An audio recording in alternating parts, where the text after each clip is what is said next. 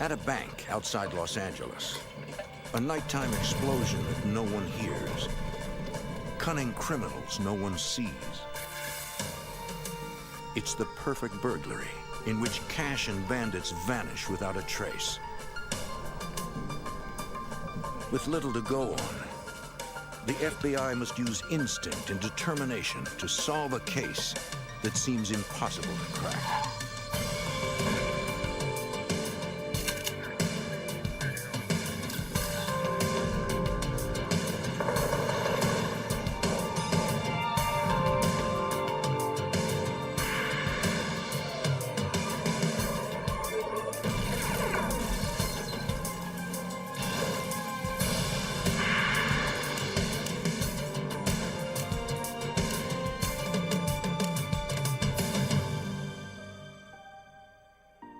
Bank robbery is a brazen yet simple crime. A mask, a gun, a note passed to a teller. But bank burglary is different. It takes skill to disable an alarm, to penetrate a locked vault. I'm Jim Kallstrom, former head of the FBI's New York office. In 1972, the largest bank burglary in U.S. history went down without a hitch. $8 million gone. Now agents must track a gang of sophisticated criminals with enough money to disappear forever.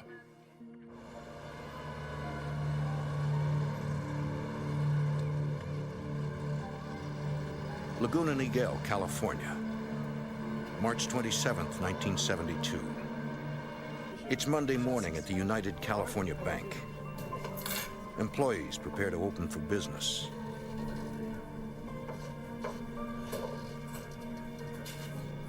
When the bank manager tries to unlock the vault door, it won't open.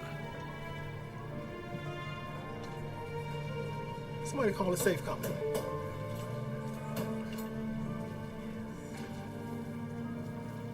A technician from the vault manufacturer arrives 20 minutes later to check the door's locking system. He works for hours.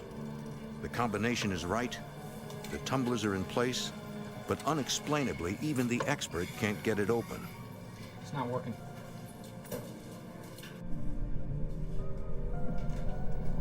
Looking for another way in, the technician climbs into the rafters above the vault. He is stunned to find a hole cut in the roof. Below, a second gaping hole leading to the vault. Agents from the FBI Santa Ana resident agency immediately respond to the bank. The first investigator to survey the cluttered crime scene is Special Agent Jim Conway. Upon arriving and getting up on the vault and looking down at this hole, we could see a pile of rubble, I would say 6 feet tall and expanding out.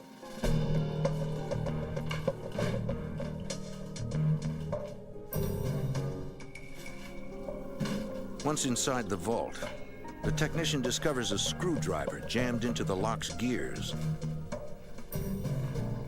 Agents suspect the thieves wanted to delay the discovery of the crime. The place is a disaster. My first impression was there was going to be a lot of time and effort needed to work this out. It was something we couldn't just plow into because we had a crime scene. We were able to walk in, a few of us, and look around and see what the extent was as best we could determine. But we're walking over watches and rings and valuables and everything else because it was all piled into this big cement mess. Special Agent Frank Calley begins sorting through the chaos. Just everything was thrown all over the place. There, the locks of hair, all kinds of check statements, photographs, things that people would normally put in a safety deposit box. I remember seeing urns with ashes of deceased people in there. The agents begin the arduous task of determining how the burglars entered the seemingly impenetrable vault. They notice dark soil and pieces of burlap mixed with the cement rubble.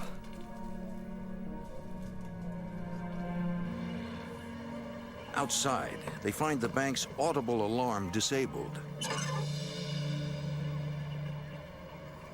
They also find a ladder.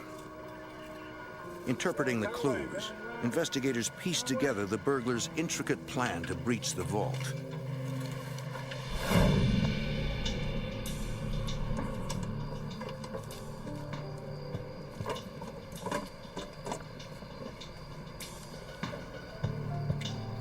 They disabled the alarm by injecting it with liquid styrofoam. It hardened, freezing the clapper in place and rendering the alarm useless.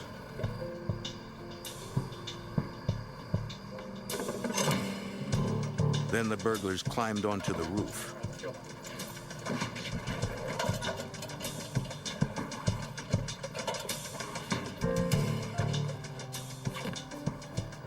Investigators find tape on a rooftop outlet, suggesting the burglars used the bank's electricity.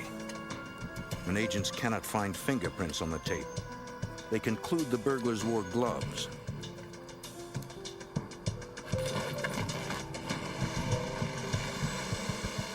Fully powered, the burglars sawed a 4-foot opening into the roof.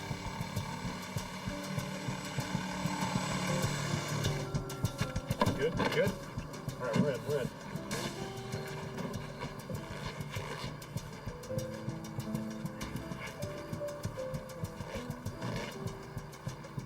Once inside the rafters, they clearly knew how to bypass the interior silent alarm system.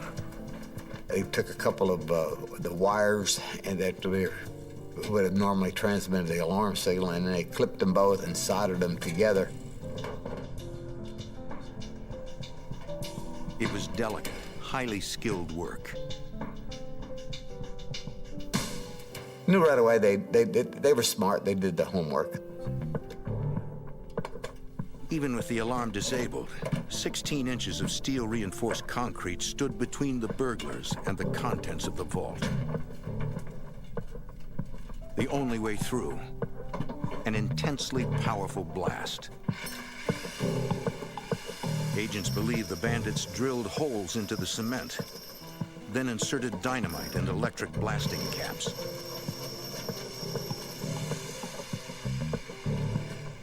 The blast had to be precisely directed to blow through the cement without injuring the burglars or attracting attention. Agents conclude that the burlap fragments in the soil in the vault indicate that the burglars came prepared. They placed the burlap bags over the explosive, not only to muffle the sound, but also it would direct the charge into the vault itself and keep the charge going into the concrete where they wanted it rather than coming back out where they were.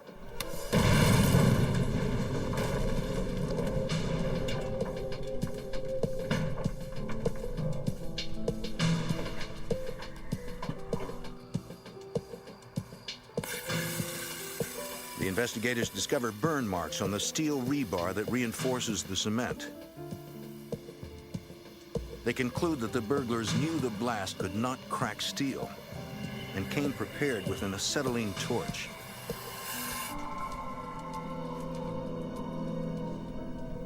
Agents turn their attention to assessing the total loss.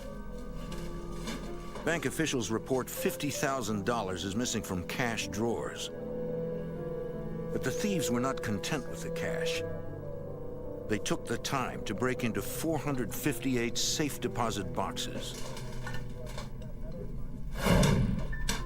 Investigators find tool marks on the locks of the boxes and deduce the burglars used a pointed instrument and a lot of brute force to break them open one by one. They carefully sorted through every item, leaving behind what they didn't want.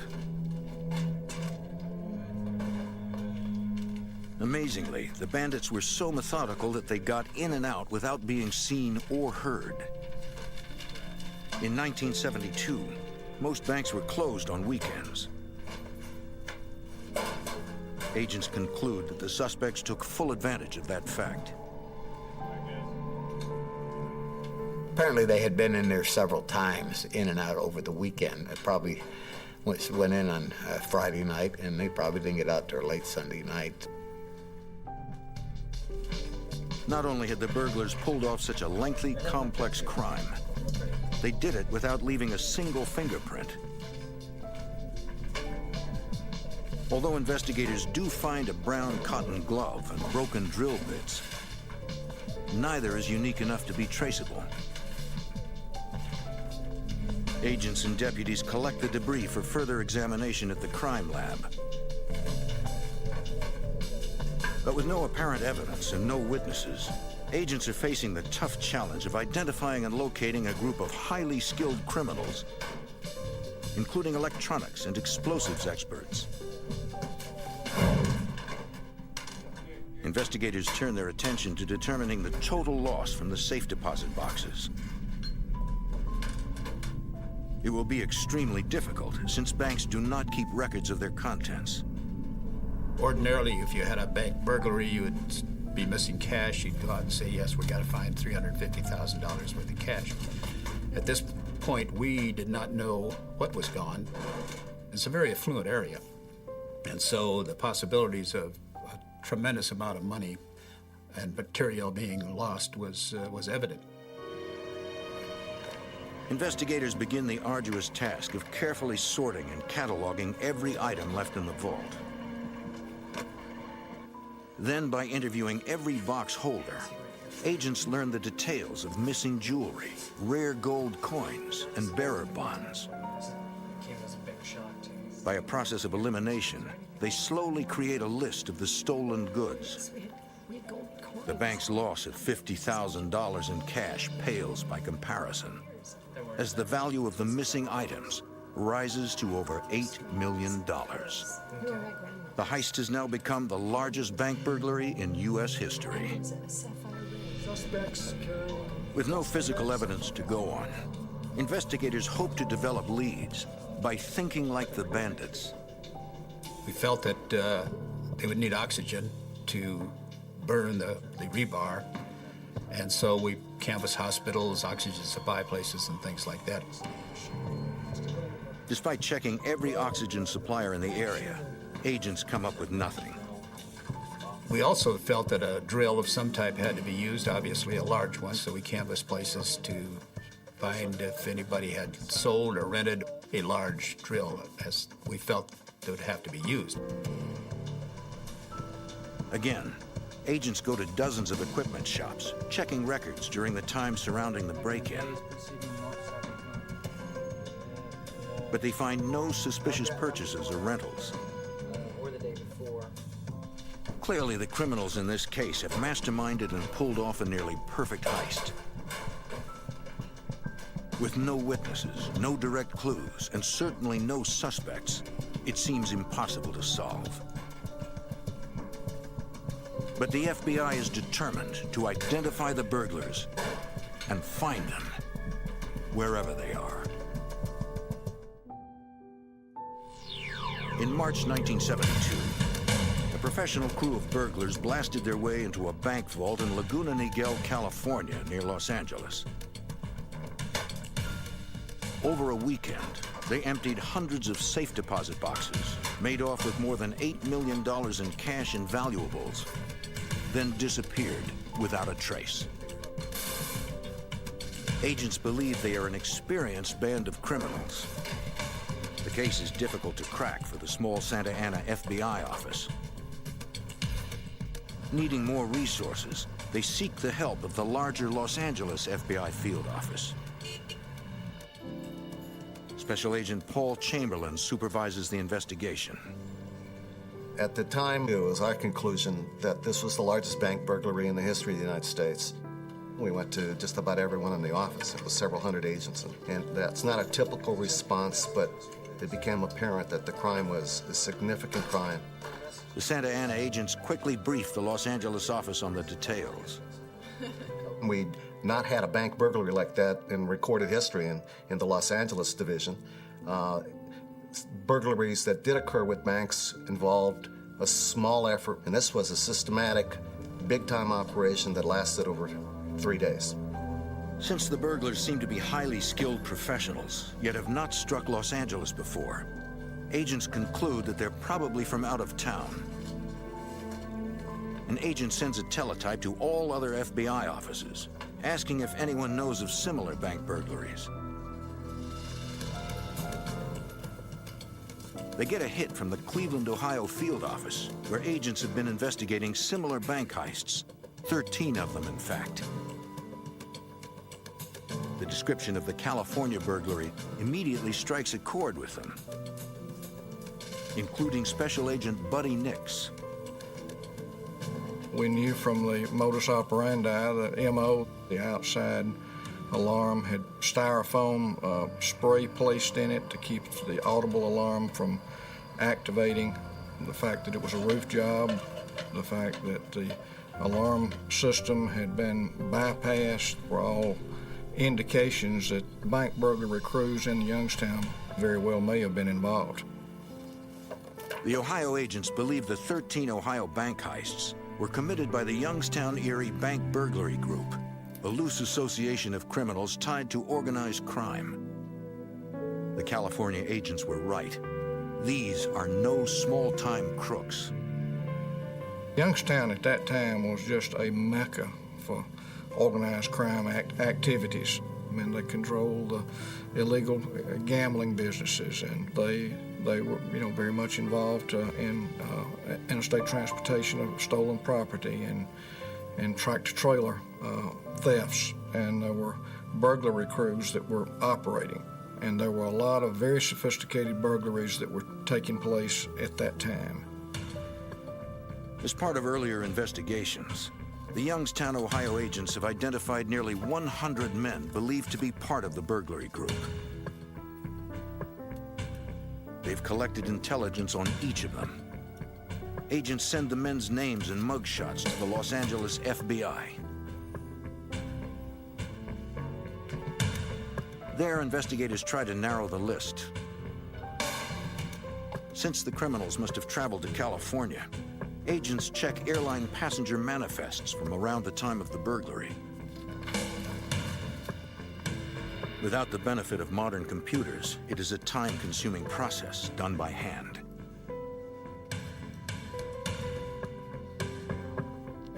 After an exhaustive search, they find the names of 5 men from the Youngstown list who had boarded a recent flight to Los Angeles. That's great. Amil Dinsio, Harry Barber, Charles Mulligan, Charles Brockles, and Philip Christopher arrived in California 9 days before the heist. The 6th man, James Dinsio, came in on a different flight the day before the burglary. Finally, agents have developed suspects. And his brother, Amil Dinsio. Agents review the intelligence gathered on the 6 members of the burglary group. All have long records for home and small business burglaries, First suspect we're going to look and at have done today, little jail time. Amil. So if we get him, Amil Dinsio appears to be the brains of the gang, the leader. you need to pay attention to that picture and remember his face. He plans the jobs and handpicks the team to pull them off. This is Charles Brockles. This guy has a Charles history of- Brockles is an explosives and electronics expert, well-versed in bank alarms. Blown a hole in the roof. Here in the file. Agents believe Philip Christopher is a lookout for the gang. All right, he's known for his expertise in bank robbing. The other gang members are all relatives of the leader and probably help with the grunt work. Muscle up through all the James. There's Amil's older brother, James, His face only a mother could love. and Charles Mulligan, Amil's brother-in-law. Here, you're gonna really appreciate this guy. Yeah, I There's got it, also I got it. Amil's nephew, Harry Barber. Okay. Why don't you take a look at this guy? The men are all seasoned professional criminals, well-connected in organized crime. Mr. Harold Barber, he's a lowlife. The Youngstown, Ohio FBI has linked them circumstantially to many bank burglaries, but never had direct evidence. All right, and he's The a charges lowlife. never stuck. He's a nobody, he's not a heavyweight, but we gotta... The only information that links the suspects to the crime is that they were all in Los Angeles at the time of the burglary. Agents begin the difficult job of tracking their movements, starting at the airport. We then canvassed and interviewed every cab driver at LAX that was working that day. That was a massive project. If I showed you a couple pictures. Agents spend days interviewing dozens of drivers. It finally pays off. One cab driver recalls taking a group of 5 men to a home in the nearby community of Southgate. He remembers the trip well. The cab driver specifically remembered these folks for 2 reasons. One, because of the $100 tip, but for the other reason, they were tough, mean-looking guys. Agents get the address from taxi records and decide to go there. But it is a risk. Agents fear that if the suspects find out they're investigating the burglary, they might skip town. They have to take the chance. It is their only lead, according to Special Agent Jim Conway. But we had to interview somebody. We had to get our investigation started, and we were concerned that naturally that the rest of them would be aware that we were at least that close to identifying them. Agents learn that the Southgate house belongs to the Barber family. Ronald Barber, the brother of suspect Harry Barber, agrees to an interview but is elusive. We did not have a warrant or anything at that particular time. We had nothing positively to tie him to it. But the more he talked, the more he seemed to know, and the more we were impressed that he knows a whole lot. Ronald Barber claims the 6 men were never at his house. Agents still have no direct evidence. Yet they believe Barber's story may be at least partially true. They note that the house seems too small to accommodate Ronald and 6 other men staying there. Agents conclude that at least some of them likely stayed elsewhere. So agents spread out, checking one hotel after another, starting with those closest to the bank. Special Agent Frank Calley. We figured these fellows were high rollers. They knew they were going to get a big haul, so they were going to stay at a nice place. So we were knocking on the doors of every fine hotel in the LA, Orange County area. It is more tedious, time-consuming footwork, but they do not give up. Sir, I'm with the FBI. On a hunch, one agent decides to take a different approach. There was an agent who figured that maybe they didn't stay at the best hotels, and he took it upon himself to walk into a truck stop hotel. And lo and behold, he found out that Amil Dinsio had stayed there. You're sure? You're positive? Amil Dinsio is the leader of the burglary group. But they would have been together all 5. Records show his brother-in-law, Charles Mulligan, also rented a room there around the time of the heist. Agents check Mulligan's registration card and find a license plate number. Dinsio.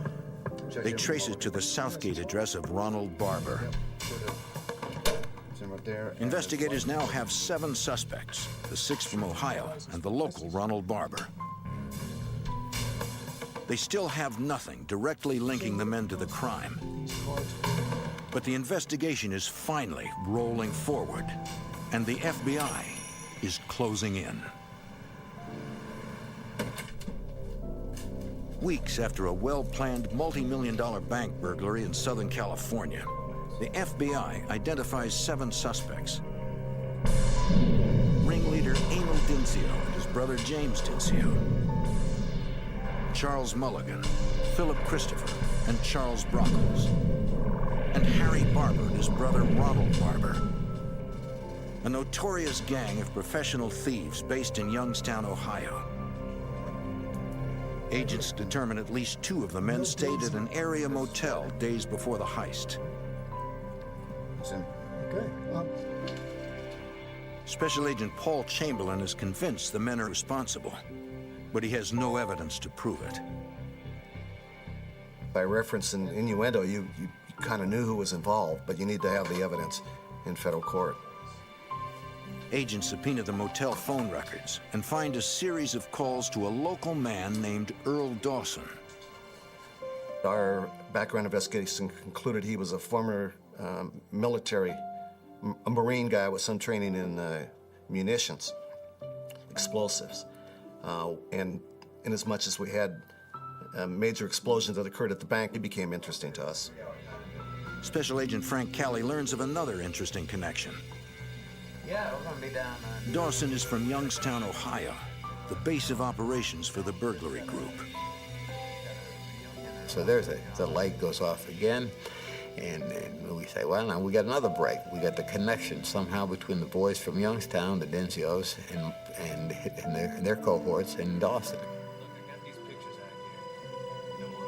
The agents decide to approach Dawson at his house to convince him he should cooperate.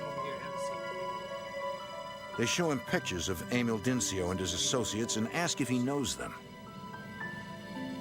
Dawson is reluctant to talk. I was in the Corps as well. Knowing Dawson is a former Marine, Special Agent Calley appeals to his sense of duty. Earl was a very patriotic individual, and I'm a former Marine, and we just kind of played that. I said, come on, Earl, you know, you're a former Marine, you've served your country. I said, what's important, Earl? It's a big case. And he said, what is it? I said, heard about that bank burglary down in Laguna Niguel? Calley's tactic works. Dawson comes clean. He admits knowing 3 of the suspects: Amil Dinsio, Amil's brother James, and Charles Mulligan. He and Mulligan are old friends who grew up together in Youngstown. Dawson tells Calley that the day before the Laguna Niguel heist, Mulligan came to his house with the other suspects. Mulligan gave him $100 to leave the house for a few hours so they could hold a meeting. Dawson left without hearing what they discussed.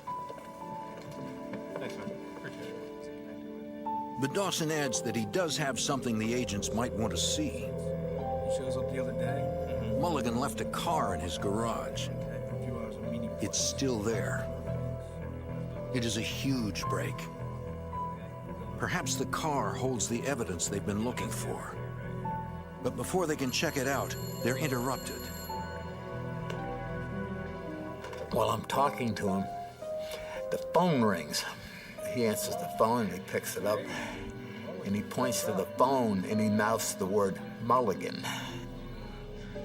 Thinking quickly, Agent Calley asks Dawson's permission to eavesdrop, a legal requirement for using what he hears in court. Dawson signals that there is another phone in the bedroom. Mulligan comes out and says, hey, has anybody, the FBI been around? Dawson says, no, they're not around. I think I almost had to laugh myself at the time listening to this. He's playing a beautiful role out there. He's really flip-flop. He's on our side now. Mulligan explains that he knows the FBI has been asking questions about him and his cohorts, and that they're getting worried. And he's heading back to the Los Angeles area. Yeah, I'm sure. Mulligan said, I want to come out tonight and to see us. I'm going to move the car in the garage. Agent Calley seizes the opportunity to trap Mulligan. But he fears that he might be setting up Dawson Yeah, that'd be great. and the FBI. He didn't know for sure as often as he could be sitting across the street at the time watching us, for all we know, with our FBI car sitting out front. Calley instructs Dawson to arrange a meeting with Mulligan in a public place. Dawson tells Mulligan to meet him at his favorite bar, the Walnut Room. Mulligan agrees. Now agents have a chance to inspect the car Mulligan left in the garage. But it does not belong to Dawson, so he cannot give them permission to search it. Keep riding. Through the window, they can see a pair of brown cotton gloves, exactly like the one found in the vault. The back seat is covered in what appears to be cement dust, similar to the debris found at the crime scene. It is the probable cause agents need to obtain a search warrant for the car. They also obtain an arrest warrant for Charles Mulligan and set up surveillance at the Walnut Room. Plainclothes agents position themselves inside the bar, not far from Dawson. We staked it out, so to speak. 4 of us were inside waiting, and we had a couple of men outside waiting for him to arrive. Dawson introduces Agent Calley to some regulars as a buddy from the Marine Corps. The agents have to look natural, while staying sharp. Earl Dawson's safety is their primary concern. We didn't know what was going to happen, so we had to protect Earl. Agents devise a method for Callie and Dawson to communicate. Either one of them can signal the other by simply going to the restroom where they will meet. 3 hours later, Mulligan finally arrives. He appears to be alone and greets his old friend, who tries to get him to talk about the heist. I didn't want to be too close. I was across the bar from him. Earl was talking to him and asking him something about, you were involved in that deal down in Laguna Niguel. And old Mulligan said, well, what do you think? Unable to hear everything they're saying, Callie heads to the restroom. Dawson follows.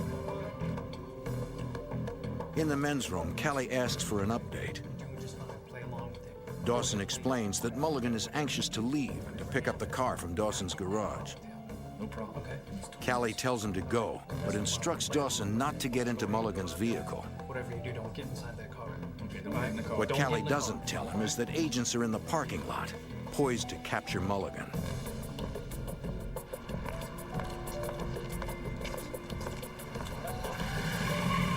Agents finally make the first arrest in the case. As they take Mulligan into custody, they pretend to arrest Dawson as well to mask his involvement with authorities.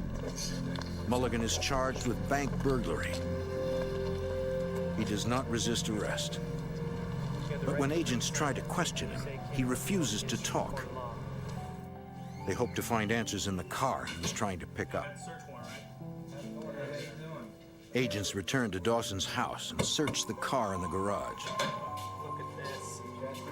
We found this large motor used as a drill and some other tools that we felt were very much probably the ones that were used in the actual committing of the crime. Agents recover stolen coins, along with drill bits, acetylene torches, hammers, and other items that could have been used for the Laguna Niguel heist. Exactly. And we felt very good about it, felt we hit pay dirt, we hit a home run. Evidence technicians ship everything to the FBI lab in Washington, D.C. for processing. As examiners take days to analyze the evidence, field agents follow up on more phone records from the motel. One number belongs to a real estate agency in Laguna Niguel, California. A manager shows agents a condo she rented to suspects Ronald and Harry Barber days before the burglary.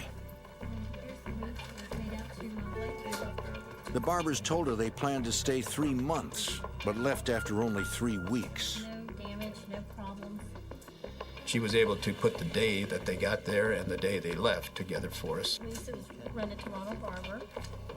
The men moved out suddenly on March 27th, the day the crime was discovered. He rented it for 3 months. The manager gives investigators permission to search the condo, which is within sight of the targeted bank.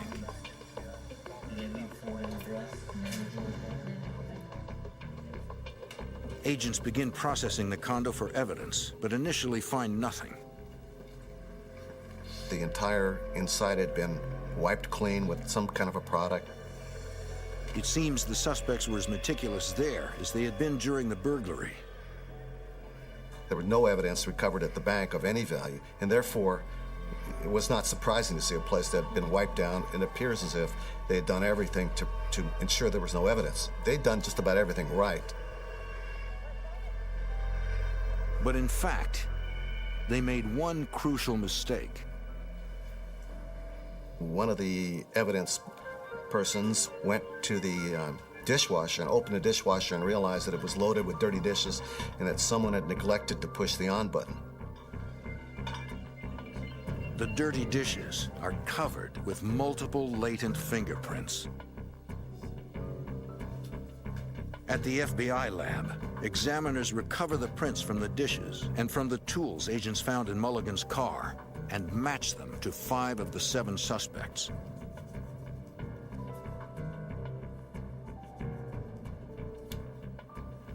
Toolmark experts examine the damage on the safe deposit boxes and compare them to the striking point of a snout-nosed hammer from Mulligan's trunk. they report another match. The FBI's case is gaining momentum with good circumstantial evidence and one suspect in custody. All right. Now agents must find the other 6 and enough evidence to put them away for good.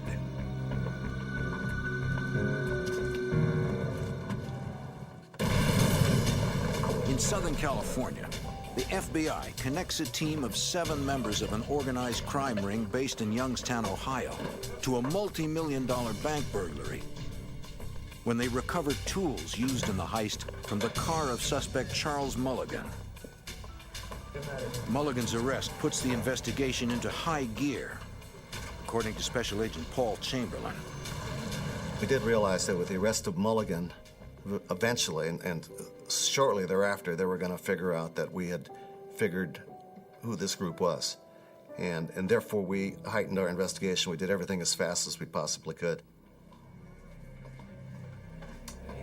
But since most of the evidence is circumstantial, the case hinges on the testimony of informant Earl Dawson, a man the FBI must protect. Go ahead and leave with him, all right? Okay. But whatever you do, whatever happens. Earl was probably the key witness because the case was kind of dry all along. It's physical evidence. Burglars are very dry. Earl was able to put all the principals together. They were charged with conspiracy and burglary, and they could put them all together at his house. Dawson begins receiving threatening phone calls, pressuring him to keep quiet. The caller insists on a face-to-face meeting to discuss the matter. But the FBI learns the meeting may have a more sinister purpose.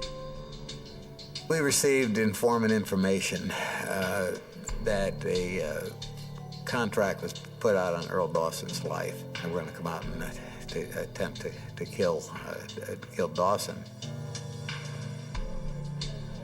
Agents instruct Dawson to arrange a meeting at his favorite bar, the Walnut Room. But don't tell him about the planned hit. Agents want to confront the men to send a message to the Youngstown crime ring that the FBI is on to them. Agents are confident that they can protect Dawson as long as he stays in a public place. I told him, Earl, don't leave this bar. Whatever you do, don't go any place with this. You don't ever leave that room. You stay right in that bar. As before, if either Dawson or Callie needs to communicate, they will meet in the restroom. The alleged hitmen arrive. He started buying Earl some pretty heavy drinks. Earl was basically a beer drinker, but you could see they were trying to switch him off to stronger drinks. When Dawson starts to look concerned, Callie heads to the restroom.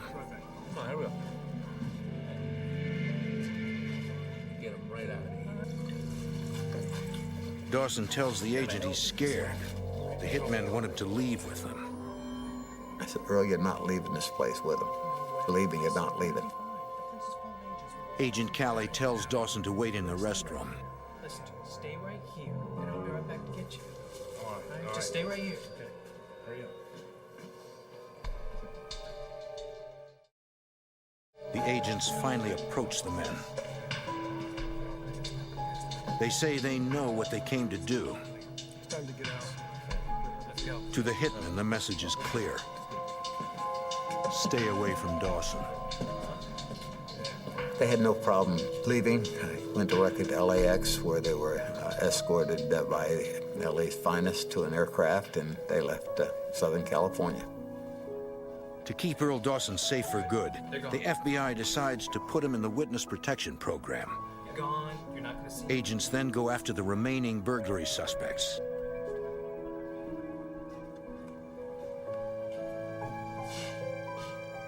Investigators secure warrants to search their last known addresses. At one house, agents get their first direct link to the burglary. Inside a woman's purse, they find a new $20 bill. They compare it to the list of serial numbers of sequenced bills taken from the bank.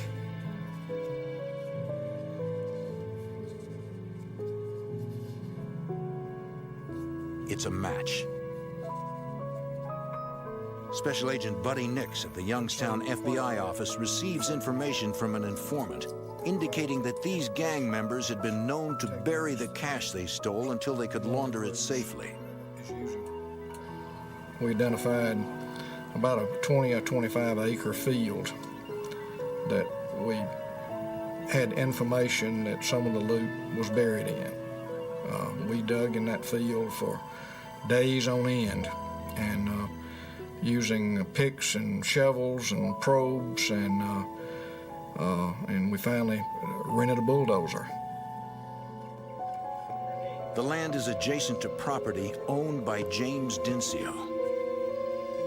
After more than a week of digging, Hey! agents hit the jackpot. They unearthed several footlockers filled with millions of dollars in cash and bonds that they're able to trace back to the Laguna Niguel bank burglary. Agents then get yet another tip. A neighbor of gang leader Amil Dinsio calls police. A lot of money in there. He reports finding a cooler buried in his yard. It is filled with nearly $100,000. Right over there, Mr. Dinsio. Investigators match their serial numbers to those taken from the bank and recover Amil Dinsio's prints from the cooler. With more direct evidence against the gang, agents begin making arrests. They first go to Ronald Barber's Southgate, California home. They are armed with search warrants. The only person they find is Ronald's mother. The brothers have disappeared. All 6 remaining suspects are still at large. 3 months after a multi-million-dollar bank burglary, the FBI has solid evidence against 7 members of an organized crime ring. With only 1 suspect in custody, Charles Mulligan, they set out to arrest the others. Amil Dinsio, James Dinsio, Charles Brockles, Philip Christopher, Harry Barber, and Ronald Barber. Agents go to Amil Dinsio's home near Youngstown, Ohio, and discover he's made no attempt to run. Because of his attitude and his air of arrogance, Mr. Dinsio actually believed he was above the law and was the kind of guy that could make things happen his way. When agents arrest Dinsio, he is carrying $537 in cash stolen from the Laguna Niguel bank. Other gang members are also surprisingly easy to find. Within days, authorities arrest Amil's brother, James Dinsio, at an Ohio airport. His carry-on luggage is full of more money from the heist. Agents make their 4th arrest, nabbing Phil Christopher. In his apartment, they discover over $32,000 in stolen cash hidden in his closet. The 3 men arrogantly maintain their innocence and refuse to cooperate. I got a deal right here. 2 months later, agents nab alarm expert Charles Brockles and get a break. They decide to confront him with what evidence they have and explain they can put him away for decades. They offer him a deal. In exchange for his full cooperation in outlining the burglary group and their crimes, prosecutors will drop all charges against Brockles and place him in the witness protection program. He agrees. Authorities have captured 5 of the 7 suspects. Everyone except the Barber brothers.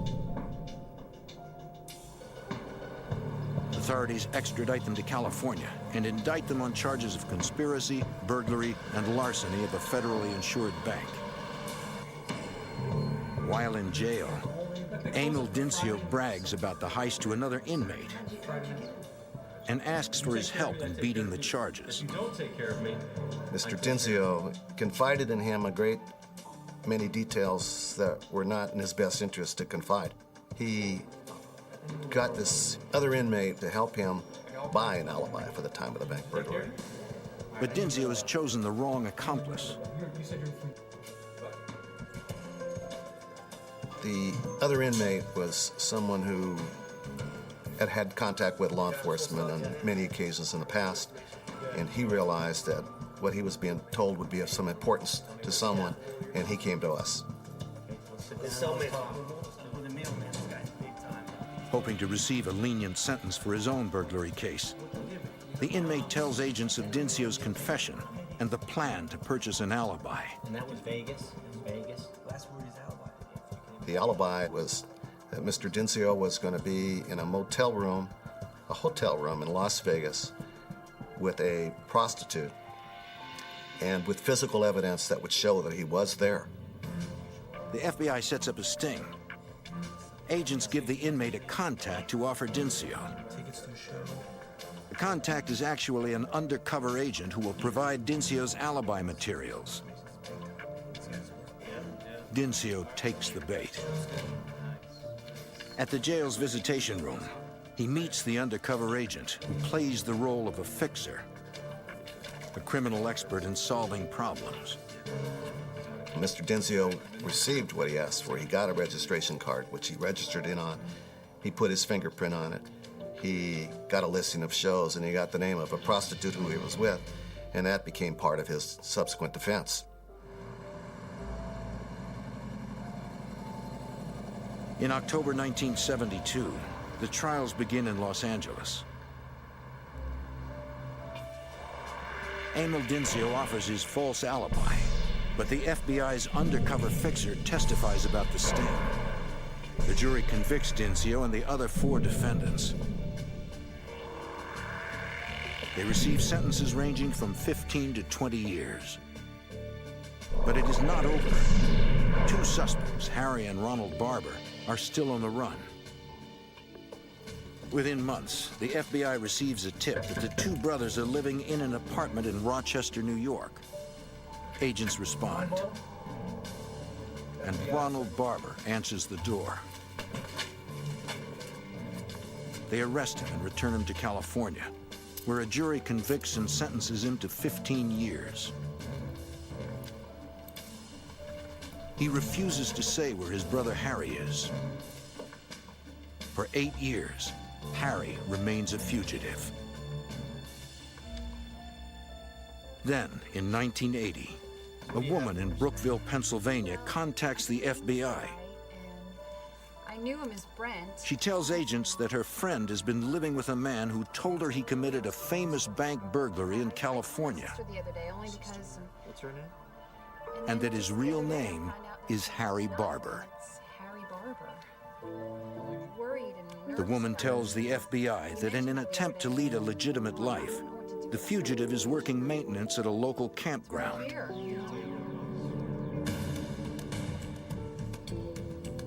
Agents move in and arrest him. Hey, Barber. Hey, Barber. The FBI, hands in the air. Drop fire. Harry Barber is convicted and sentenced to 20 years. Agents can finally close the case on the largest bank burglary in United States history. Authorities believe Amil Dinsio and his gang committed more than a dozen bank burglaries, stealing over $30 million altogether. By putting them away, FBI agents from Ohio to California stopped one of the most sophisticated bank burglary rings of all time.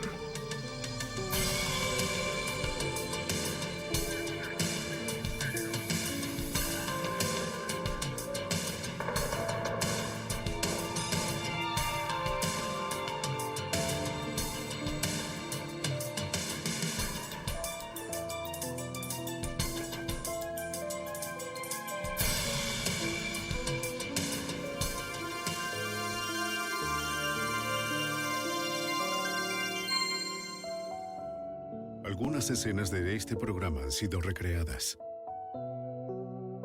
En lo profundo de las colinas de Arkansas, un ejército de extremistas conspiró para derrotar al gobierno estadounidense. Difundieron una doctrina de odio, asesinato y genocidio.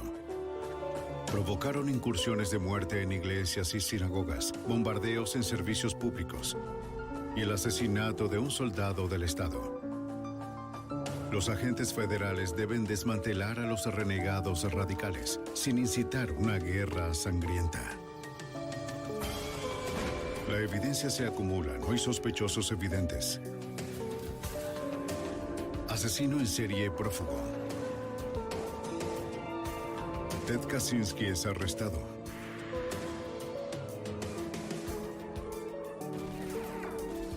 Fugitivo aún prófugo. Los archivos del FBI. En 1984, un trágico asesinato llevó a los agentes al aterrador mundo del terrorismo. La policía se comprometió a desmantelar la violenta facción que se atribuyó la responsabilidad. Soy Jim Castron, exdirector del FBI en Nueva York.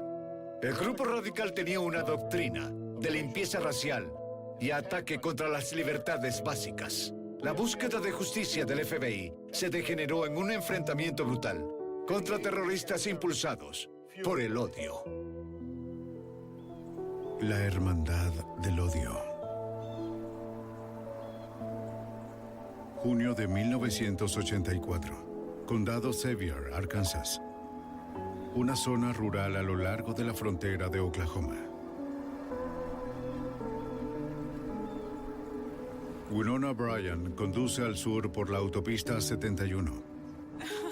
Winona es maestra en una escuela local. Viaja con su hijo y su sobrino para reunirse con su esposo para almorzar. Su nombre es Louis Bryan, un patrullero de la policía de Arkansas. Patrulla esta sección de la vía. En medio del camino, Winona observa una patrulla en un lado de la carretera. Ella reconoce el número de identificación. Es el auto de papá. No ve a Luis en ninguna parte. Algo está mal. Winona les dice a los niños que no salgan del auto. No salgan del auto.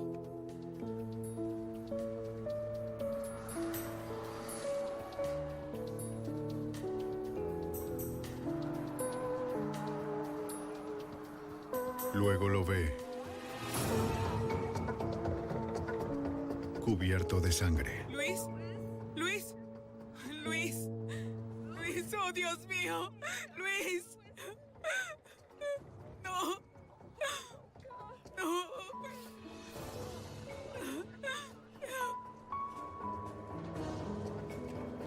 Winona lucha por mantener la calma mientras utiliza la radio para pedir ayuda. Oficial caído, necesito ayuda, oficial caído. Ayuda. Le dice a la operadora que Luis está inconsciente. Al parecer le han disparado. Por favor, envíen a alguien. Le han disparado, por favor. La operadora de la policía de Arkansas alerta en todas las frecuencias policiales sobre un oficial caído. Caído en la autopista 71. Un motociclista se detiene para ayudar. Winona percibe un latido cardíaco débil, pero su marido no respira. Administra RCP hasta que llegan las autoridades del condado.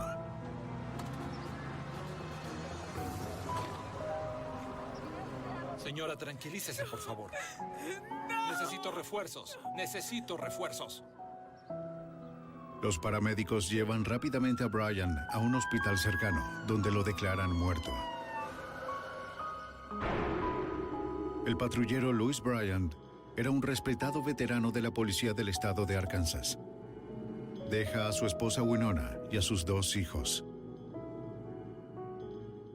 A solo minutos del tiroteo, el alguacil del departamento de DeQueen, Arkansas, recibe una llamada desesperada.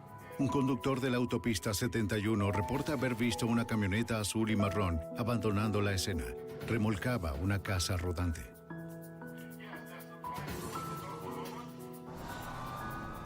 La policía de Broken Bow, Oklahoma, avista la camioneta conduciendo hacia el oeste. El conductor se rehúsa a detenerse, pero la policía forzosamente lo hace a un lado en la vía. Cuando los oficiales abordan la camioneta, el conductor saca un rifle y comienza a disparar.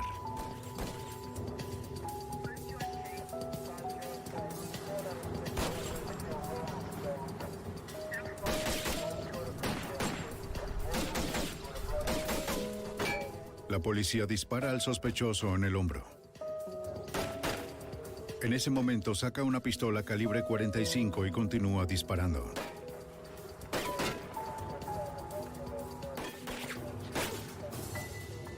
Los oficiales le disparan 4 veces más. Finalmente, logran hacerlo caer. ¡No te muevas! ¡Las manos! ¡Muestra las manos ahora!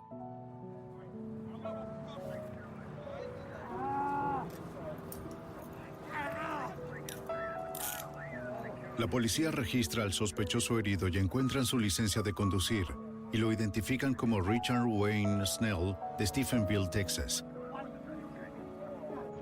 En un hospital cercano, la policía interroga a Snell. El sospechoso confiesa haber disparado al patrullero. Snell dice a la policía que tiene órdenes de arresto pendientes en Texas e intentaba escapar de su detención.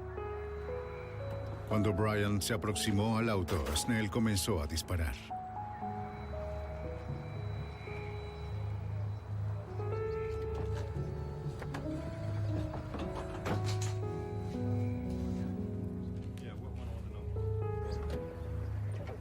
Agentes de la Oficina de Investigación del Estado de Oklahoma revisan la camioneta de Snell. Encuentran una pistola semiautomática calibre 22 y una granada dentro de una caja de metal.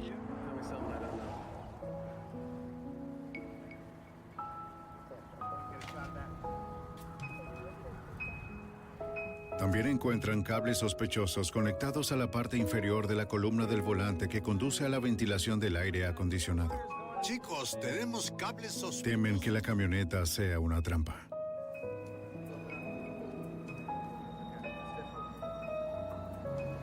Los investigadores solicitan un escuadrón de bombas a la patrulla de carreteras de Oklahoma.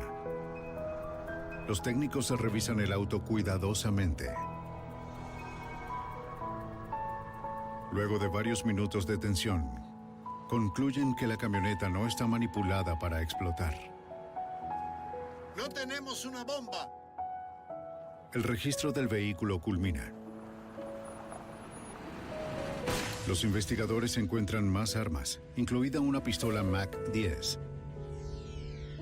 También encuentran folletos impresos por un grupo de supremacistas blancos llamado El Pacto, La Espada y El Brazo del Señor. El grupo aboga por el derrocamiento violento del gobierno de los Estados Unidos. En los folletos piden el asesinato de los agentes del gobierno y el exterminio de los judíos y los negros. La policía llama al agente Bill Buford de ATA. Junto a otros investigadores federales, Buford ha estado tratando de establecer un caso penal contra el PEB durante casi 2 años.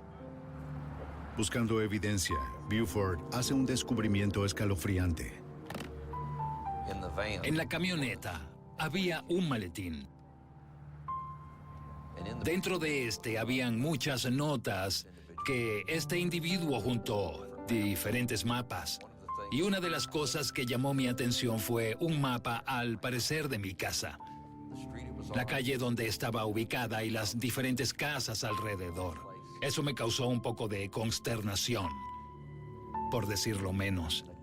Luego pudimos establecer que también había estado vigilando a un juez federal y a un fiscal de los Estados Unidos, a un agente del FBI, por cualquier motivo, ya sea que solo quería conocer nuestra dirección o si estaban anticipando represalias por algo, cualquier motivo.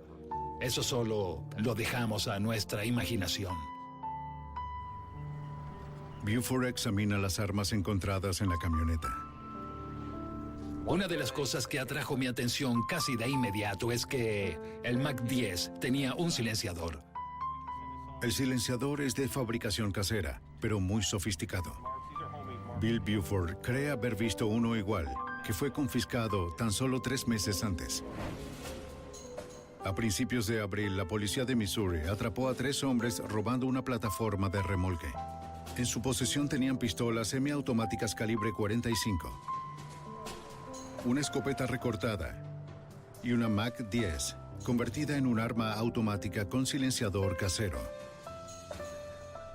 De acuerdo al informante, los 3 hombres eran miembros del PEB. Ambos silenciadores se ven exactamente iguales y sentí que esto podía ser una pista si lográbamos determinar que estos dos silenciadores fueron fabricados por las mismas personas y establecer que provenían del grupo PEB.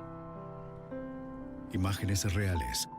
5 días luego del tiroteo, el 5 de julio de 1984, el patrullero Louis Bryan es sepultado.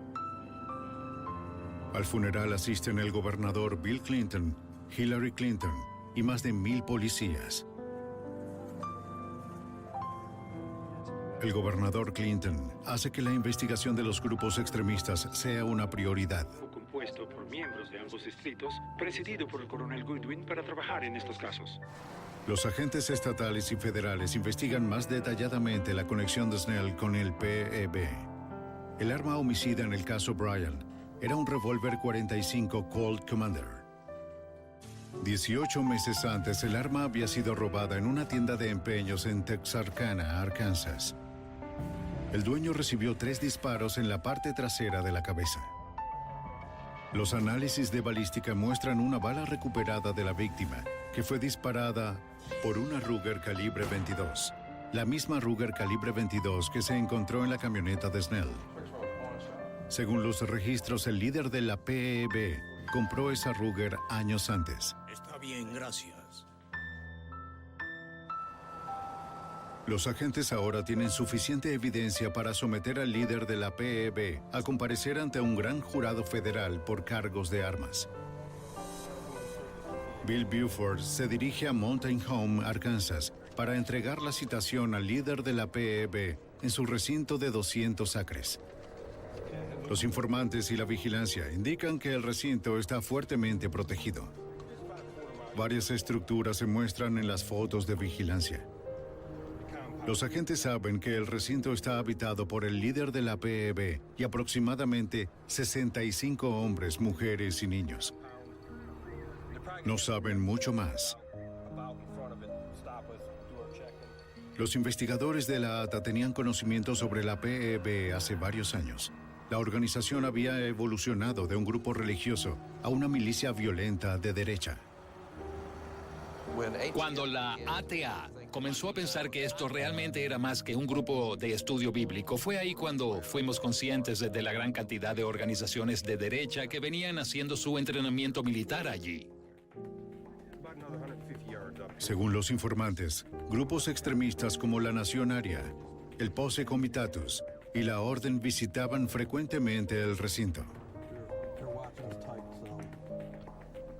Algunos miembros de bajo nivel de la PEB habían sido arrestados por cargos de armas. Pero el liderazgo del grupo siempre logró evadir los juicios por todo, excepto por delitos menores. Buford esperaba que hoy marcara el comienzo del fin de esta peligrosa organización. El agente Buford encuentra a un hombre en la puerta principal que se identifica como Kerry Noble, el segundo al mando del grupo. Entró al recinto y poco tiempo después regresó y dijo: bien, el líder del grupo se reunirá con usted, pero solo con usted. Además, debe ir desarmado y debo registrarlo para asegurarme de eso. Buford se compromete a entregar su arma a otro agente de la ATA. Permite que el hombre lo registre. Sabe que entrar al recinto solo y desarmado es peligroso, pero no hay otra alternativa. Si una de las personas que trabajaba para mí o uno de los agentes bajo mi supervisión hubiera querido entrar, no lo habría permitido, pero en ese momento parecía lo correcto. Lo que está en juego es demasiado alto. El grupo es muy peligroso. Buford necesita demostrar a la PEB que los agentes federales no se dejarían intimidar.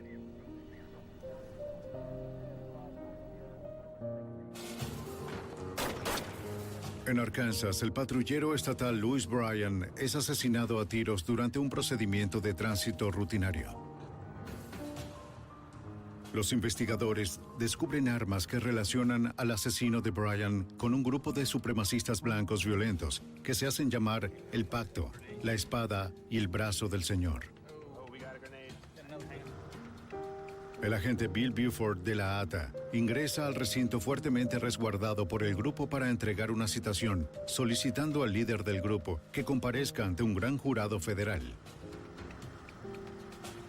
El agente de la ATA entra solo y desarmado.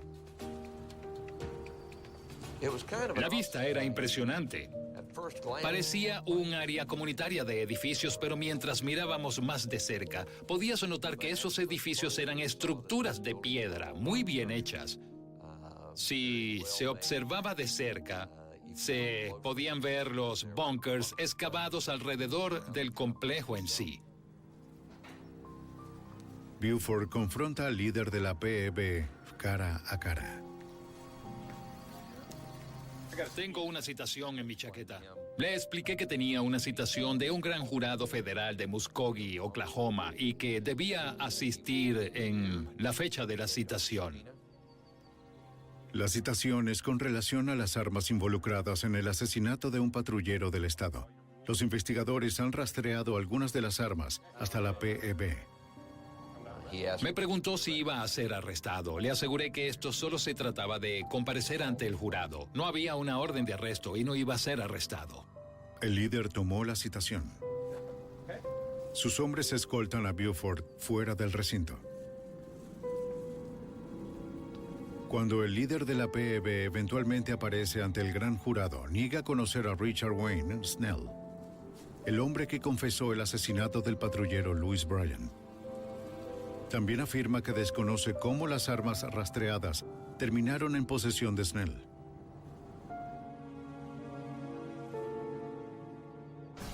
El 1 de noviembre de 1984, Richard Wayne Snell es declarado culpable de homicidio capital por la muerte a balazos del patrullero estatal Louis Bryan. Es condenado a cadena perpetua sin posibilidad de libertad condicional. El mismo día, Snell es acusado de asesinato del propietario de una tienda de empeños en Texarkana, Arkansas. En el invierno de 1985, el FBI, la ATA y el despacho del fiscal de Arkansas avivan las llamas de la PEB. El agente especial del FBI, Jack Knox, consigue un informante clave que afirma que PEB está involucrada en actos de terrorismo doméstico. Describió algo denominado viajes por carretera, en los cuales él y otros 2 miembros de la PEB fueron asignados por el líder para buscar negocios o establecimientos para saquear negocios judíos que podrían atacar. Según el informante, 2 años antes del asesinato del patrullero del estado de Arkansas, varios miembros de la PEB habían incendiado un centro comunitario judío en Bloomington, Indiana.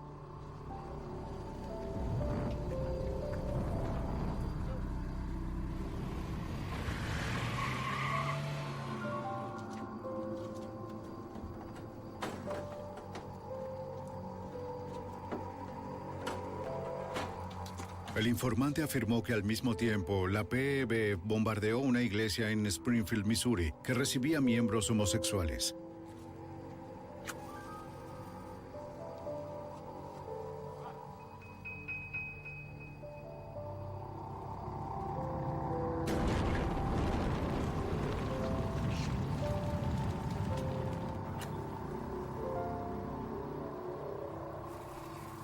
También afirmó que 3 meses después, la PEB intentó bombardear un importante gasoducto de gas natural en Fulton, Arkansas, para interrumpir el suministro en todo el Medio Oeste.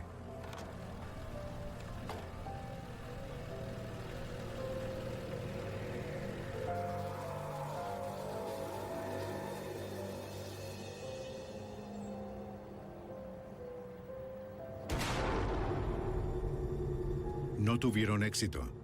La tubería no se dañó. Pero el fiscal auxiliar Steve Snyder pudo notar un peligroso patrón emergiendo. A nuestro parecer, estos eran actos aleatorios de violencia.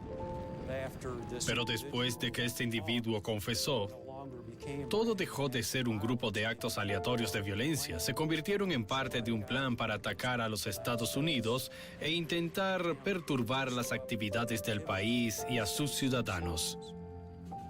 La PEB había evolucionado de un culto religioso a un grupo de terroristas domésticos quienes habían declarado la guerra a los Estados Unidos. En marzo de 1985, un segundo informante, un exmiembro de la PEB, proporciona más información sobre la organización.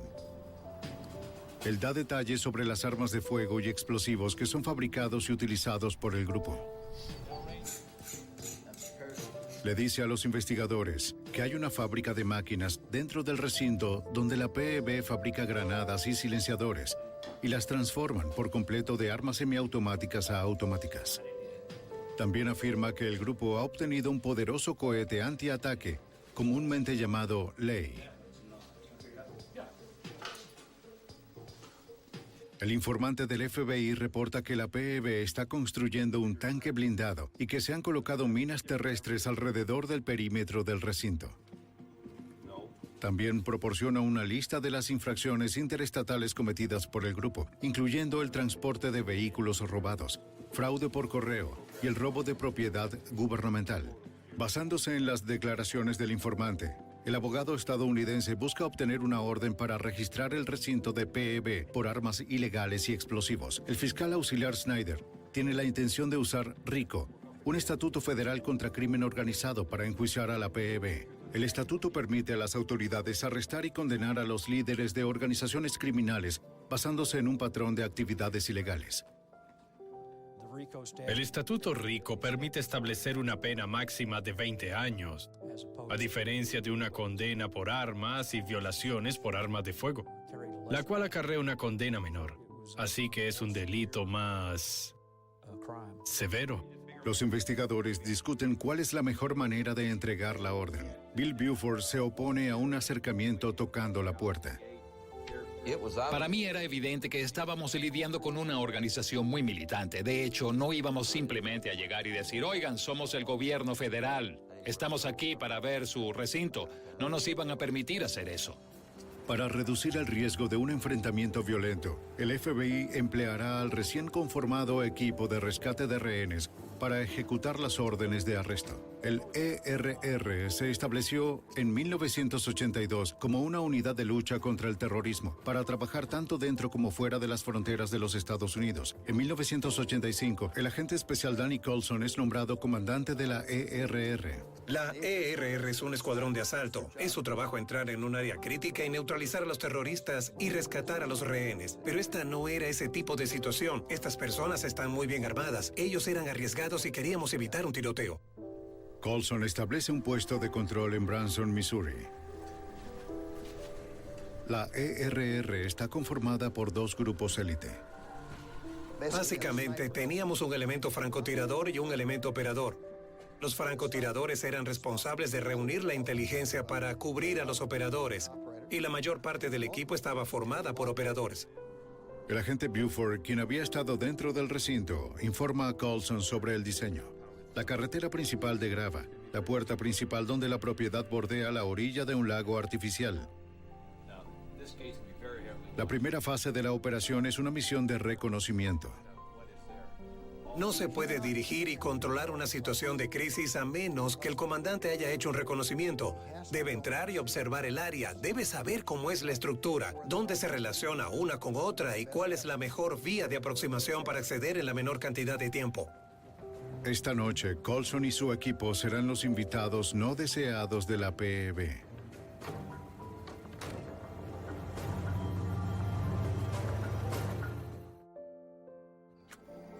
En Arkansas, las autoridades locales y federales creen que un grupo extremista está involucrado en terrorismo doméstico. Se hacen llamar la PEB, el pacto, la espada y el brazo del Señor.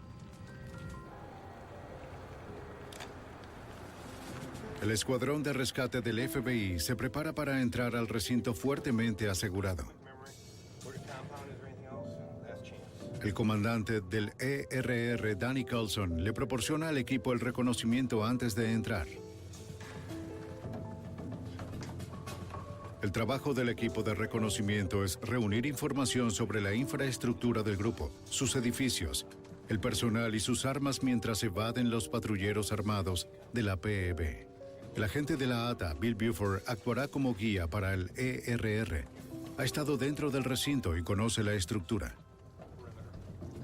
Había hecho tantos trabajos en la PEB y pasado tanto tiempo en el bosque alrededor del recinto que tenía una muy buena noción del área, las estructuras del recinto, y había elaborado un plan de incursión para mí sobre lo que sentía que era la manera de ejecutar esto sin peligro.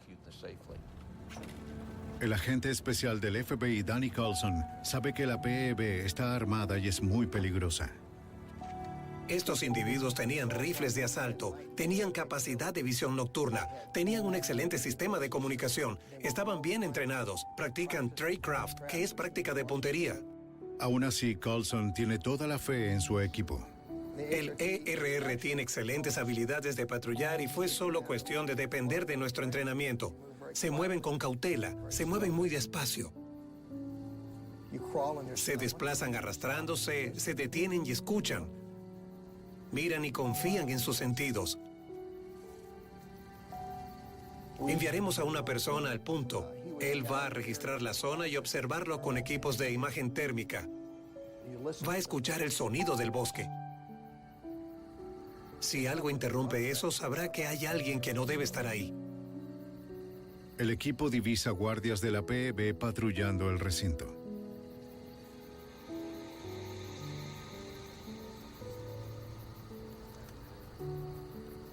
Están armados con rifles de asalto.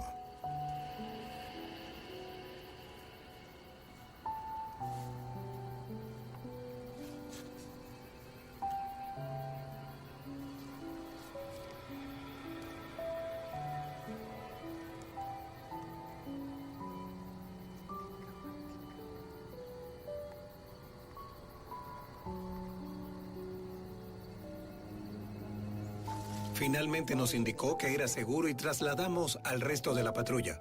Ingresamos hacia el otro lado y teníamos resguardo en la parte trasera para estar seguros de que nadie venía a emboscarnos. Lo que más me preocupaba, por supuesto, era el cohete ley. No tienes que ser un gran tirador con un cohete ley para acabar con muchas personas. Si llegaban a sacar un tanque ligero o un búnker y lo disparaban en mi perímetro, podrían haber matado a mis agentes. El equipo de reconocimiento finalmente encuentra el camino al recinto principal. Los miembros de la PEB, al igual que sus familiares, duermen dentro de los edificios.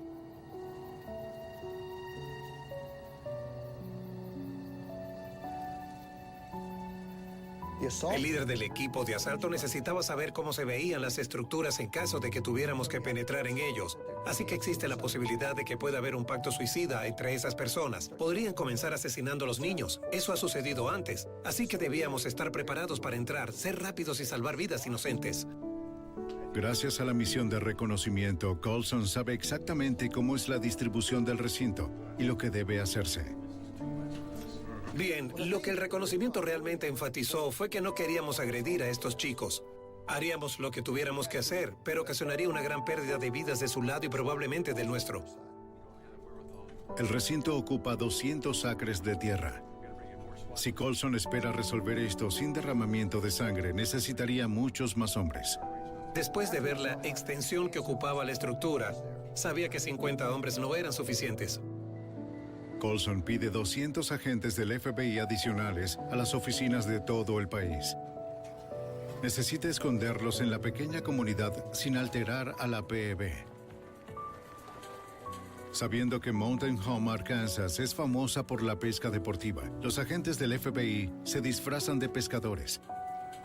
Se registran en los campamentos de pesca ubicados a lo largo del río. El plan era utilizar barcos pesqueros para acercarse al recinto en su punto más débil, desde el lago. Mientras los agentes se preparan para trasladarse al recinto, Coulson informa al agente especial Clint Van Sant de la unidad de negociación de rehenes del FBI. Tienes cerca de 5 opciones en cualquier tipo de situación. Puedes contener, aislar y negociar. Puedes contener y exigir la rendición. Puedes usar francotiradores, puedes usar gas pimienta o puedes realizar un asalto táctico y directo y abrumarlos con el personal y capacidad armamentista. En estos últimos tres mueren personas. Se toma la decisión de contener, aislar y negociar. Danny Carlson es el eje en las tres fases de la operación. Comencé a creer rápidamente que el líder de la PEB no iba a querer conversar con un negociador del FBI de menor rango. Él va a querer hablar con su equivalente táctico. En este caso será Danny Carlson. Y yo no me sentía cómodo con eso. Soy una persona táctica. Yo había sido un francotirador, un miembro del equipo SWAT, y entrené como operador, y no estaba entrenado para ser un negociador. No sabía si podía lograrlo. Estaba mucho más cómodo yendo tras el tipo que tratando de hablar con él. Pero Van Zandt convence a Carlson de que es el hombre para el trabajo. He visto cientos de negociaciones. Es decir, cada vez que un equipo táctico es desplegado, un negociador los acompaña. Y básicamente, Clint Van Zandt me enseñó algunas técnicas y estrategias de negociación. Luego de 10 días de reconocimiento y planificación, el agente especial Danny Carlson y el equipo de rescate de rehenes del FBI están listos. Más de 200 agentes policiales están listos para rodear a una de las milicias más peligrosas y fuertemente armadas del país.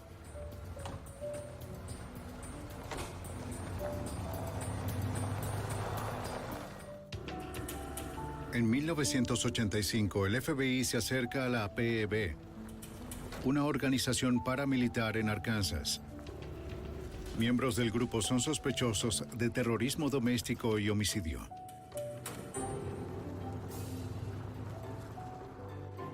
Más de 200 agentes, liderados por el equipo de rescate de rehenes del FBI, hacen su jugada. Francotiradores y operadores del ERR se distribuyen a lo largo de un lago que bordea el recinto. Su misión es establecer un perímetro trasero.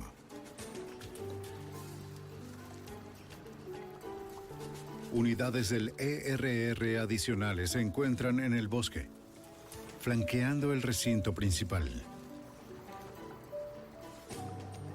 La ATA, junto a la Policía Estatal de Arkansas y la Patrulla de Carreteras de Missouri, establecen bloqueos.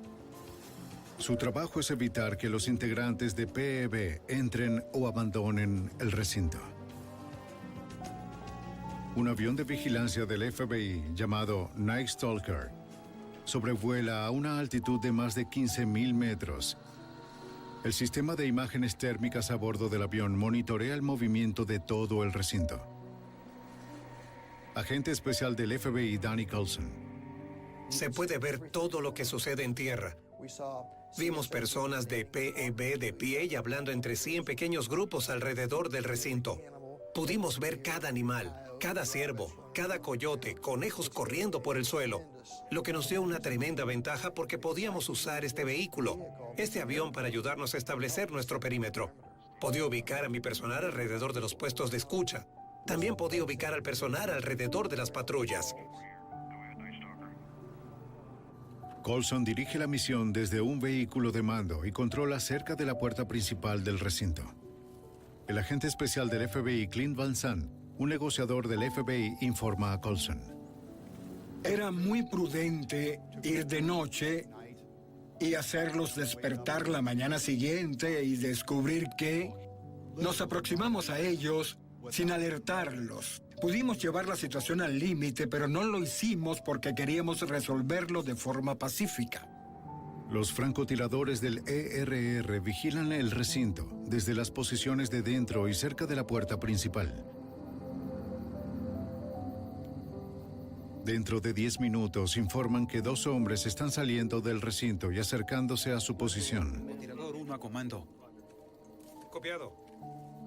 Instrucciones, por favor.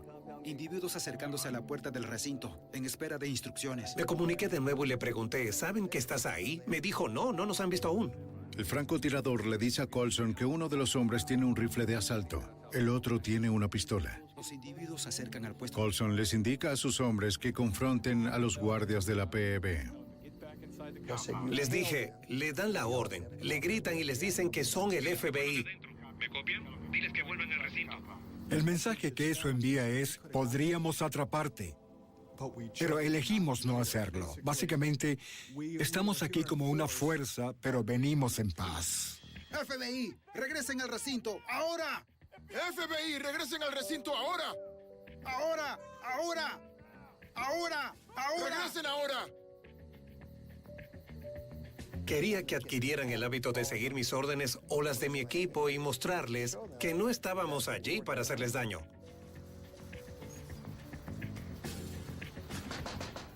Recibimos información de los agentes tácticos que ven luces que hay actividad dentro del recinto. ¿Quieres que vaya contigo? No, es mejor que esperes aquí. Minutos después, otro hombre camina hacia afuera del recinto. ¿Quién está allí? Les di instrucciones de que permitieran que se acercara y que 2 operadores lo tomaran en custodia. FBI, quieto. No se mueva. Quieto. No le ordené que entrara de nuevo porque quería comenzar a dialogar. Es momento de hablar ahora. Algunas veces, una de las cosas más difíciles en un punto muerto es encontrar con quién conversar. No siempre logras que hablen contigo. El hombre se identifica. Es Gary Noble, el comandante adjunto de la PEB. Lo primero que le dije es que necesitábamos entablar un diálogo y buscar una solución pacífica, que no estábamos ahí para lastimar a nadie, pero que no podían atacar. Si ellos comenzaban una guerra, nosotros la terminaríamos. Noble dice que transmitirá la petición del FBI de hablar con su comandante.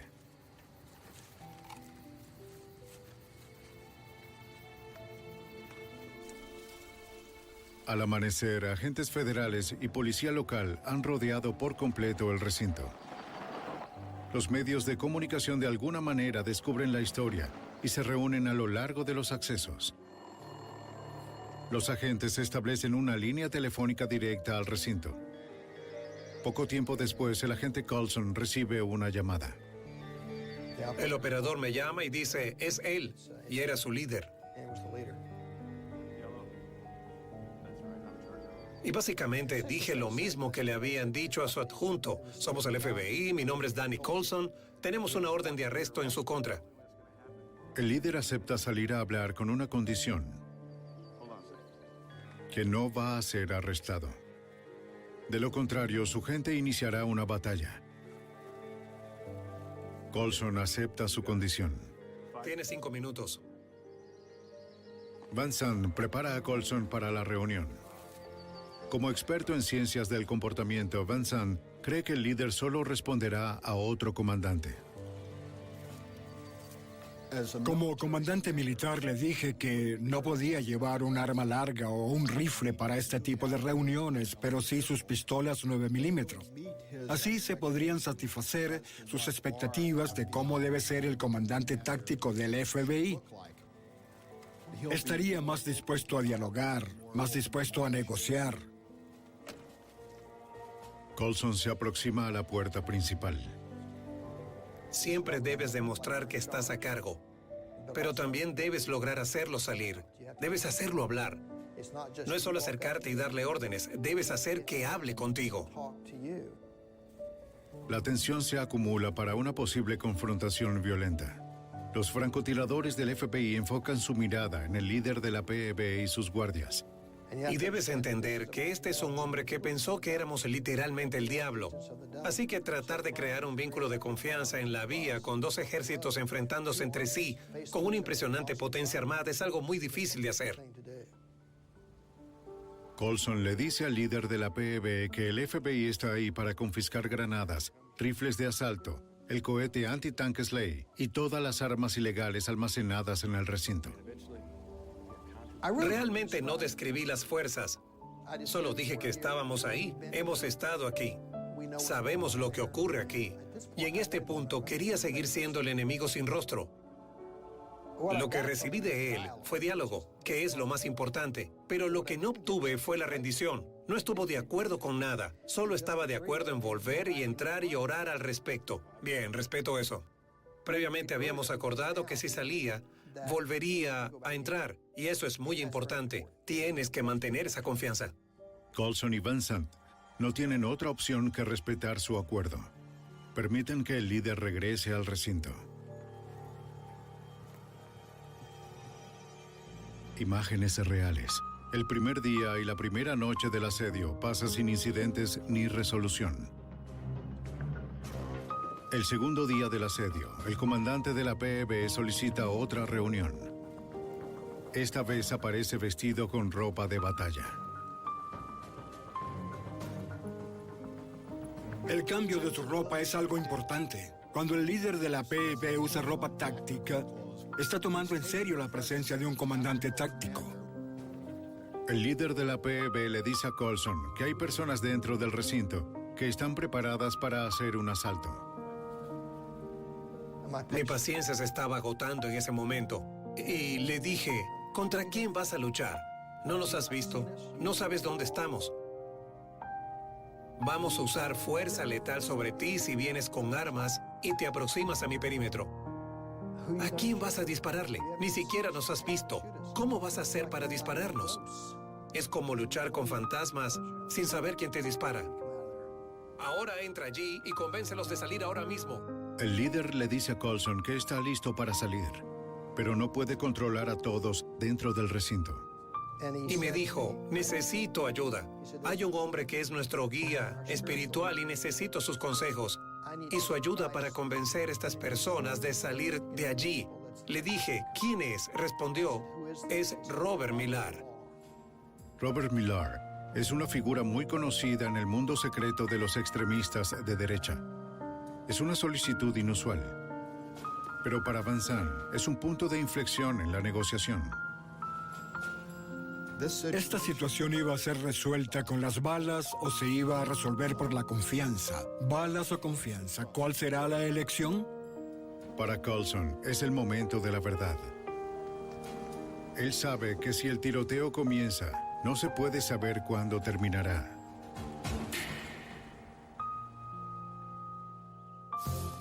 En las montañas de Arkansas, más de 200 agentes policiales rodean un recinto armado. En el interior hay un grupo de violentos extremistas de derecha, el pacto, la espada y el brazo del Señor. El líder de la PEB solicita ver a Robert Millar, su guía espiritual.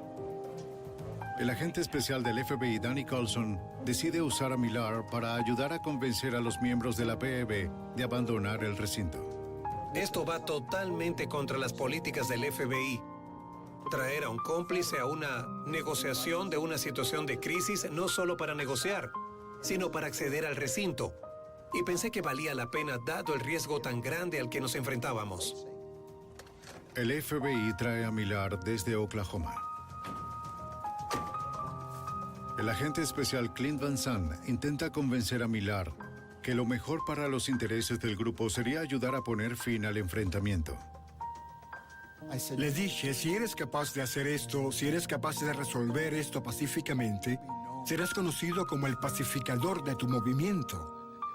Le dije, no digo esto para agradarte, lo digo para que entiendas que tienes mucho en juego y podías notar que lo estaba pensando. Fue en ese momento que pensé que se había puesto de nuestro lado. Está de nuestro lado, va a hacerlo. Eran todas nuestras fichas. Decíamos, vamos a apostar por este hombre que va a transmitirles el mensaje que Dan y yo y todos los demás hemos estado intentando entregar los últimos 4 días. Ahora, él va a cerrar el trato.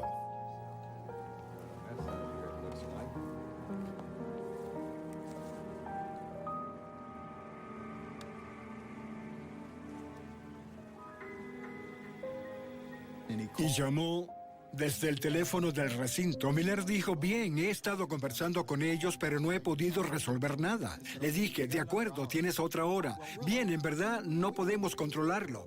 ¿Qué es lo que vamos a hacer? ¿Entrar y tomarlo por el cuello y sacarlo por la fuerza del recinto donde había 50 personas armadas? Entonces, debe ser muy cuidadoso de no decir, vas a salir de ahí porque entonces habría sido evidente que éramos un traje vacío, un tigre de papel, y no podíamos permitir que eso sucediera, así que debía ser así. Realmente te necesito fuera de allí en 1 hora. Llamó 1 hora después y dijo, necesito más tiempo con estos chicos. Creo que puedo lograrlo, estoy cerca de convencerlos, pero necesito más tiempo. Y comenzamos a pensar que quizá podría pasar toda la noche ahí dentro. En la mañana del 22 de abril, el día 4 del asedio, Millar y los líderes de la PEB abandonan el recinto. Por primera vez desde el comienzo del punto muerto, no hay hombres armados junto al líder. Salieron y dijeron, tenemos un acuerdo para rendirnos. Vamos a salir y entregaremos nuestras armas de forma pacífica. Colson recibe las noticias con cauto optimismo. Les dije, es una gran decisión, pero necesito que entiendas que es mejor que no sea una trampa para intentar fugarse, porque no sobrevivirás. Mejor que sea una rendición. Colson le concede al líder 15 minutos para juntar a su gente y sacarlos del recinto. Y poco después recibo un informe del equipo de francotiradores sobre su acercamiento. Están saliendo. Los francotiradores informan que visten ropa de civil. No hay armas visibles ni ropa de batalla. El asedio ha terminado. No se ha hecho un solo disparo. Era el final por el que todos habíamos orado y lo logramos. Los agentes de la ATA y el FBI registran cuidadosamente el recinto, acompañados por el comandante adjunto de la PEB, Kerry Noble.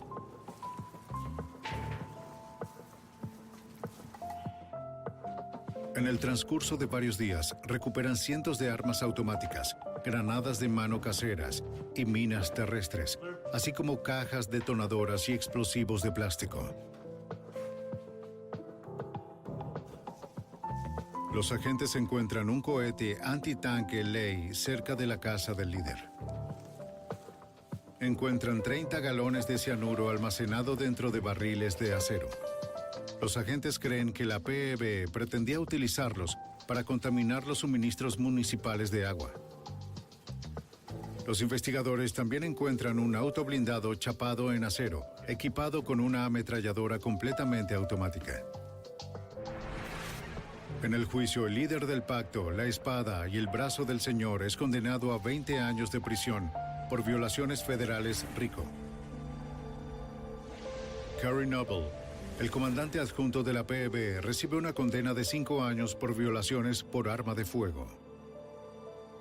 Hoy habla públicamente sobre los peligros de los grupos de odio y los cultos destructivos. Richard Wayne Snell, ya cumpliendo una condena perpetua por el homicidio del patrullero del estado de Arkansas, Louis Bryan, es declarado culpable de asesinar al dueño de una tienda de empeños. Es sentenciado a muerte. El 19 de abril de 1995, a las 9:16 de la noche, Snell es ejecutado con una inyección letal. Al día de hoy, el recinto de la PEB no es más que una colección de chozas abandonadas, ruinas y piedras.